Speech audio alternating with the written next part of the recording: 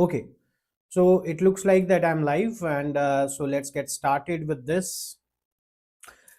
So we are talking about Muhammad bin Tughlaq. Just let me get confirmed about my audio.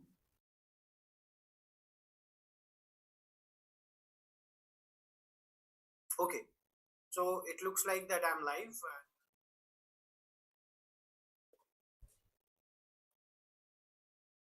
Yeah. So we were talking about Muhammad bin Tughlaq and his major experiments and the administrative policies, and we have said that he was considered as one of the wisest fool. Why it was so? That is what we are going to discuss today, and let's get started with this. And let's see the era of Muhammad bin Tughlaq. That's somewhere around 1325 to 1351, and what was so specific. But we are trying to build you some of the important topics, but in place of building you the important topics, we can't bring you all the important topics. And if you want all the important topics of all the subjects, not only history but geography, polity, economy, current affairs, you need to get this rapid revision batch where we have covered almost all the syllabus in a very comprehensive way with live doubt solving classes and also the PYQs and MCQs. So you should not miss this. And if you want to do the demo of these classes and the other batches that we are running right now, so guys, you have this offer of 5-day free trial. Yes, you can try our classes for free for 5 days exclusively, and then you can decide for yourself whether you want to join our classes or not. And this starts from 8th of January. You should not miss this opportunity. Now let's talk about the first experiment that was done by Muhammad bin Tughlaq. And what was that? The first experiment was the token currency. Yes, the currency that we use right now, it was not used at that time, but he addressed critical shortage of precious metal, that is gold and silver. He said that it is quite very limited in amount, and it wanted that the trade and commercial transactions should be in easy processes, and that is why he modernized the currency system on the models of Kublai Khan's Chinese paper money. Now, he issued copper and brass coins that were known as Jital in the year 1329-1330 with the declared equivalence to the silver tanka. Now, he promised that the token coins would maintain full exchange value with precious metals and establish legal tender status for the copper currency across the realm. Now, what was the response of the public? When you talk about the public response, it was widespread rejection. Why? Due to unfamiliarity with the token currency concept. At that time, people were not aware of this token currency. What does it mean even? And massive counterfeiting emerged as private goldsmith. They started to produce fake coins, and Barani recorded that the house of every Hindu became a mint. Now, loss of public confidence in the currency system triggered rapid devaluation, and silver coins disappeared from circulation as people were holding these precious metals, and economic chaos ensued within months of implementation. What after this? There was the economic collapse. Sultan forced to withdraw the token currency experiment by 1330 and compelled to exchange gold and silver coins for copper ones to restore public trust. There was significant financial burden on state treasury to compensate the affected subjects and created widespread inflation and also monetary instability. Then comes the long-term impact. If you talk about it, they were demonstrated that even intellectually sound ideas require cultural readiness and practice safeguards, contributed to broader economic crisis during reign, weakened public confidence in royal administration and financial management. Now, if you see it from one point of view, token currency is not wrong. Right now, we use the token currency. But if you talk about that time, token currency was something that was really not to be to the liking of the people. Now, here comes a question which was asked in the year 2006. Muhammad bin Tughlaq issued a new gold coin which was called dinar by Ibn Battuta. And the reason says Muhammad bin Tughlaq wanted to issue token currency in gold coins to promote trade with West Asian and North African countries. Now you see both the things. First, was it called dinar? We have checked right now. And secondly, did he wanted to promote the trade with the West Asian and the North African countries? So see, A is true but R is false. Muhammad bin Tughlaq did issue a new gold coin called dinar by Ibn Battuta, the famous Moroccan traveler who visited India during his reign. And the token currency he introduced was not in gold but in copper and brass. That is called Jital. Now, this was done because the royal treasury faced a shortage of silver and gold. He aimed to preserve precious metals. The copper coins were assigned to same as the face value of the silver coins, And the key point that we see here, Tughlaq did issue gold coin dinar. His famous token currency experiment involved copper, not gold. Please remember that. Okay, that is Jital. Okay, making the reason factually incorrect. Now, the second experiment that Muhammad bin Tughlaq will do, there was a strategic region, centralization of the control. So, Daulatabad, that is the ancient Devagiri in Maharashtra, offered centrally located position to administer both northern and the southern territories. Now you see what is happening. There was Deccan management. At the southern side, it was very hard for someone who's sitting in Delhi to rule the southern side as well.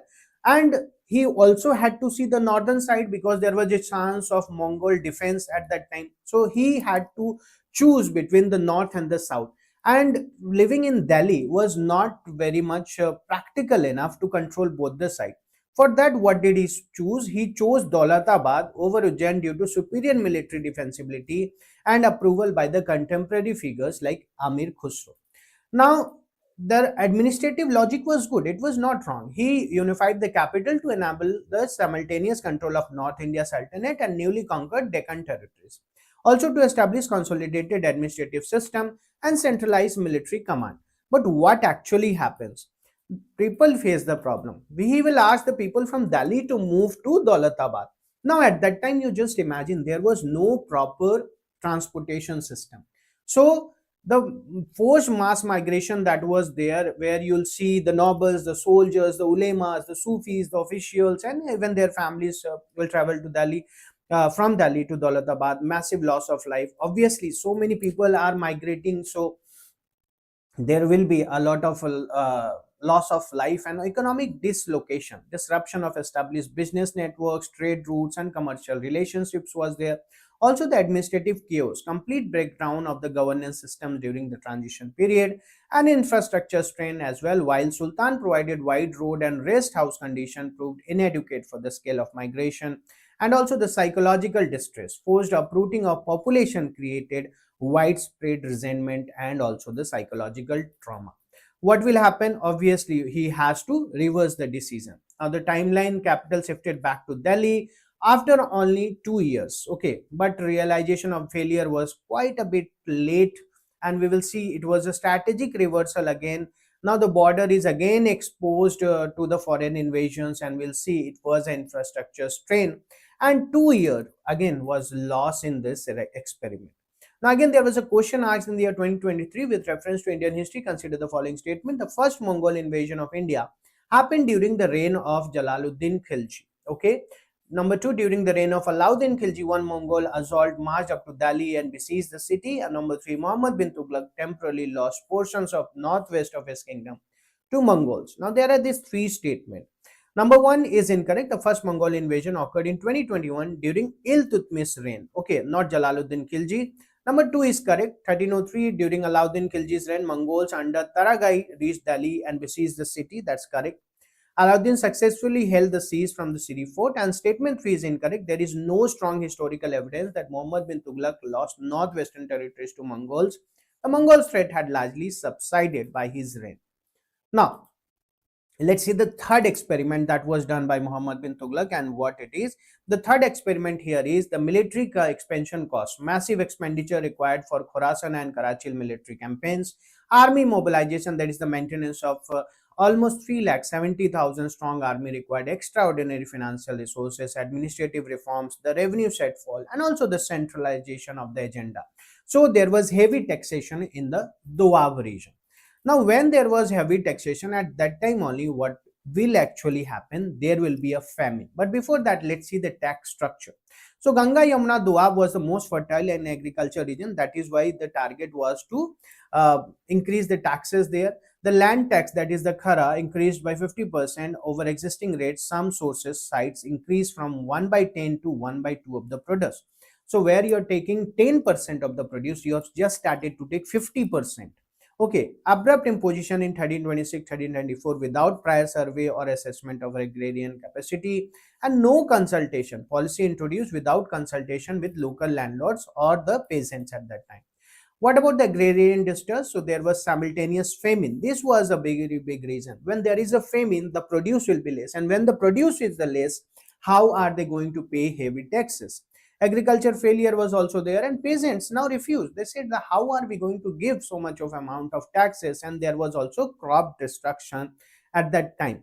Now peasants revolted, there was mass rebellion, high enforcement that the tax collectors showed no mercy, and military response also there. Sultan deployed brutal military campaign. There was depopulation and also the destruction of agriculture. Military suppression further damaged agriculture infrastructure and the productivity. Now let's see the fourth reform that he took. That was the agriculture reforms, that is known as Diwani Kohi. He expanded the cultivation, brought uncultivated land farming with designated somewhere around 100 kilometers square area. Agronomic upgrade was there, introduced superior crop varieties replacing the lower value crops, and also the productivity enhancement, replaced barley with wheat, wheat with sugarcane, sugarcane with grapes, and dates, each represented higher yield or market value. Now what was the reason that he was doing it? He wanted the revenue to maximize. He also wanted to bring a model agriculture way, and also for the famine relief, address agrarian distress in Doab caused by earlier taxation policy.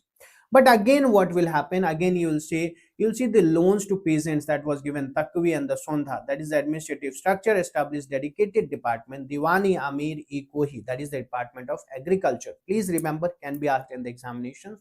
Official appointments appointed 100 sikadars, agriculture officer with horses and honors, and loan distributor, that is extended agriculture loans to peasants for critical points. Now also there was loan purposes, finance purchases of seeds, bullocks, agriculture implements and tools, infrastructure support was there, dug wells for irrigation and established grain sortage facilities. Also the financial allocation disbursed 70 lakh tankas for agricultural loans, and also the goal scope aspiration that no one span of land would remain uncultivated. Now there was failure. Why was it became failure? Officials logged capability of willingness to execute complex agriculture scheme. It was not possible for them. The implementation was poor. Appointed sikadars proved corrupt and self-serving, and also rural misunderstanding. The rural people did not understand the season cycle and also the local socio-economic dynamics. There was also inefficient oversight. If you see, lack of effective supervision allowed widespread embezzlement and mismanagement. There was peasant mistrust, rural population distrust government after heavy taxation policies. Also, the implementation delays, bureaucratic inefficiency prevented timely disbursement of funds, and also no mechanism to ensure loans were used for intended purposes. Now, the corruption and administrative weaknesses all were also the reason. We have already seen the officers were corrupt and dishonest. The fund was misappropriately given. It was not used in the crops. Weak accountability. There was no one to take the accountability, and the system corruption was the reasons for the failure. Now, again, there was a question asked in the year 2001: which of the following pair is correctly matched? And if you remember, we have seen Diwani Kohi Muhammad bin Tughlaq is the correct answer. Here you can pause and see that the correct answer is what, and what is the right answer. We have also tried to give you the other options which is correct and what does it mean, who implemented it, so that you know about it. Now let's see the fifth experiment of him, and that is the expansion of the army. Now there was the ambition of territorial expansion, Central Asian conquest, also the strategic thinking, the ambitious plan to conquer the Khorasan, a strategic thinking of exploit the regional instability following the Timurid invasion, and also the imperial vision and the military prestige. So what was actually required? He wanted that from the foreign invasions to protect it, and also from the military prestige wise, he wanted to create a big army. Now, what happens? There was mobilization and forces, massive mobilization, recruited around 3,70,000 troops in 1329. There was concern of the quality. They have included so many people, but the quality of the soldiers or the horses were not checked. Financial commitment also paired the entire army for 1 full year despite no immediate military action. So, keeping the army, but there is no war. So, you have to pay for the army now, and also provided cash salaries, Ikta grants, arms, and the equipments. And when you see the specific campaigns that was there, Khorasan led Iran expedition led by Sultan's nephew Khusro Malik with 10,000 troops, Karachi expedition to Kulu Kangra region in 1333, and rumored original plan to attack China via the Himalayan route. Now, this was a financial burden on the treasury, as I've already said you. 3,70,000 soldiers were kept and they are being paid. So unsustainable cost was there of 3,70,000 soldiers. Treasury exhausted, the money was going there. Abandoned the force, the massive mobilization scheme abandoned as financial possibility became apparent, and also the opportunity cost, that is the resources diverted from other essential states, that is what was there. Now, logistic failure was also there despite Sultan's detailed strategic planning, execution plagued by problems. The mountain crossing difficulties, Khusro Malik's force faced uh, problem in crossing the mountains. There was intelligence failure, lack of ground assessment, and also the supply chain breakdown that was responsible for the administrative mismanagement at that time. Now, effect on an economy, it was financial loss, massive financial loss that we see, popular disillusionment in a way that again it was considered that again Muhammad bin Tughlaq has done something which was not practical. Military humiliation, failed campaigns, damaged Sultan's military reputation, and also economic disruption. In a way, the economy was also lost. Now comes the sixth experiment, that is the religious policy and Hindu-Muslim relations. So the imposition of jizya, specifically on Brahmins as a distinct text, was implemented by Firoz Shah Tughlaq, Muhammad bin Tughlaq's successor, not by Muhammad bin Tughlaq himself. Now, Muhammad bin Tughlaq's tolerant religious policies, he had very religious approach. He adopted tolerant and secular approach. He had judicial reform, broke ulema monopoly and justice administration, appointed qajis outside religious class. He had religious equality as well, punished corrupt religious officials with same rigor as commoners. Nobody is above the law of land. Also, ulema resistance did not permit ulema class to interfere in government administration, and also the impartial justice reversed discriminatory decisions of qajis whenever found unjust. Okay, so that was done by Muhammad bin Tughlaq. When you see Muhammad bin Tughlaq's tolerant religious policies, he also included the active participation of the Hindus, also celebrated festival of Holi. Open worship permitted Hindus to openly practice religion in Muslim minority cities. Administrative inclusion, first Sultan of Delhi to distribute respectable offices to both Hindus and Muslims, and Hindu-Muslim coexistence, that is Barani, noted that in cities of the Musalmanas, that is Muslims, the customs of infidelity are openly practiced, idols are publicly worshipped. Now, later compromises with religious establishment, there was political pressure on him. There was also 30-40 concession where it inscribed Khalifa's name on coin to appease religious establishment. Also, the Khalifa recognition and the court invitation are the ones where there are some changes to it. Impact on Hindu-Muslim relations, environmental tolerance created practical environment for the religious harmony. President for the successor, also the social pluralism was followed by him, and the long-term influence will see that Hindu-Muslim relations were quite very cordial. Now, in conclusion, we can say that Muhammad bin Tughlaq was a highly intelligent ruler with visionary ideas, but his experiment failed. Not because the ideas were bad, but the poor execution and the timing that was wrong. Now, you can see the reasons why these all experiments failed. And guys, again, this is a very important topic for your examinations. He was a wise fool, brilliant in thought but weak in practical governance. Now comes the last question. Muhammad bin Tughlaq left Delhi and for 2 years lived in camp called Swargadwari, and at that time Delhi was ravaged by plague and many people died. What is the correct answer here?